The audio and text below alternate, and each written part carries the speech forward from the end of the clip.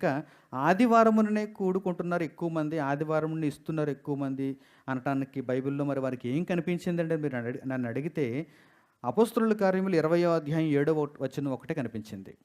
చూద్దాం అదేంటో. అపోస్తలుల కార్యములు 20వ అధ్యాయము 7వ వచనం. ఆదివారమున మేము రొట్టె విరుచుటకు కూడినప్పుడు అని వ్రాయబడింది కదా, అంతే. పైపైన చూచారు. పైపైన చదివితే మీరు కూడా ఏమనుకుంటారు? రొట్టె విరుచుటకు ఏ రోజు అని మీరు వెతుకుతూ చదువుతున్నప్పుడు ఆదివారం అని కనిపించగానే హమ్మయ్య అనుకుంటారు మీరు. ఎందుకంటే వారంలో 7 రోజుల్లో ఒక వారం రోజు ఇక్కడ మనకి కనిపించిందంటే చాలు. ఇక ఆదివారం మనం రొట్టె విరవాలి అంతే అని ఫిక్స్ అయిపోయారు అనుకోండి, అంటే మీరు పైపైన లేఖనాలను చదువుతున్నారన్నమాట. అర్థం చేసుకోవడానికి ప్రయత్నం చేయాలి. కనీసం ఆ వాక్యమైనా పూర్తి చేయండి. పూర్తి చేయండి ఇప్పుడు. ఆదివారమున మేము రొట్టె విరుచుటకు కూడినప్పుడు పౌలు మరునాడు వెళ్ళనయ్యుండి వారితో ప్రసంగించుచు అర్ధరాత్రి వరకు విస్తరించి మాట్లాడుచుండెను. అదన్నమాట రహస్యం. పౌలు మరునాడు వెళ్ళటానికి సిద్ధపడుతున్నాడు. అంటే సోమవారం ఆయనకి పని ఉంది వేరే చోట. అక్కడ రొట్టె విరవాలి కనుక ఆదివారమున ఇక్కడ రొట్టె విరిచాడు. ఆదివారమున ఇక్కడ రొట్టె విరిచాడన్న సంగతి రాయబడింది కనుక ప్రపంచ క్రైస్తవ సమూహాలన్నీ కూడా ఇప్పుడు ఆదివారమే రొట్టె విరవాలి, ఇంకా మిగిలిన రోజుల్లో రొట్టె విరవకూడదు అనే డెసిషన్కి వచ్చేసాయి.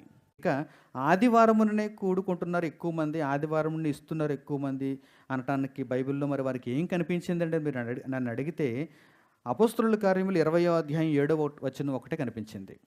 చూద్దాం అదేంటో. అపోస్తలుల కార్యములు 20వ అధ్యాయము 7వ వచనం. ఆదివారమున మేము రొట్టె విరుచుటకు కూడినప్పుడు అని వ్రాయబడింది కదా, అంతే. పైపైన చూచారు. పైపైన చదివితే మీరు కూడా ఏమనుకుంటారు? రొట్టె విరుచుటకు ఏ రోజు అని మీరు వెతుకుతూ చదువుతున్నప్పుడు ఆదివారం అని కనిపించగానే హమ్మయ్య అనుకుంటారు మీరు. ఎందుకంటే వారంలో 7 రోజుల్లో ఒక వారం రోజు ఇక్కడ మనకి కనిపించిందంటే చాలు. ఇక ఆదివారం మనం రొట్టె విరవాలి అంతే అని ఫిక్స్ అయిపోయారు అనుకోండి, అంటే మీరు పైపైన లేఖనాలను చదువుతున్నారన్నమాట. అర్థం చేసుకోవడానికి ప్రయత్నం చేయాలి. కనీసం ఆ వాక్యమైనా పూర్తి చేయండి. పూర్తి చేయండి ఇప్పుడు. ఆదివారమున మేము రొట్టె విరుచుటకు కూడినప్పుడు పౌలు మరునాడు వెళ్ళనయ్యుండి వారితో ప్రసంగించుచు అర్ధరాత్రి వరకు విస్తరించి మాట్లాడుచుండెను. అదన్నమాట రహస్యం. పౌలు మరునాడు వెళ్ళటానికి సిద్ధపడుతున్నాడు. అంటే సోమవారం ఆయనకి పని ఉంది వేరే చోట. అక్కడ రొట్టె విరవాలి కనుక ఆదివారమున ఇక్కడ రొట్టె విరిచాడు. ఆదివారమున ఇక్కడ రొట్టె విరిచాడన్న సంగతి రాయబడింది కనుక ప్రపంచ క్రైస్తవ సమూహాలన్నీ కూడా ఇప్పుడు ఆదివారమే రొట్టె విరవాలి, ఇంకా మిగిలిన రోజుల్లో రొట్టె విరవకూడదు అనే డెసిషన్కి వచ్చేసాయి.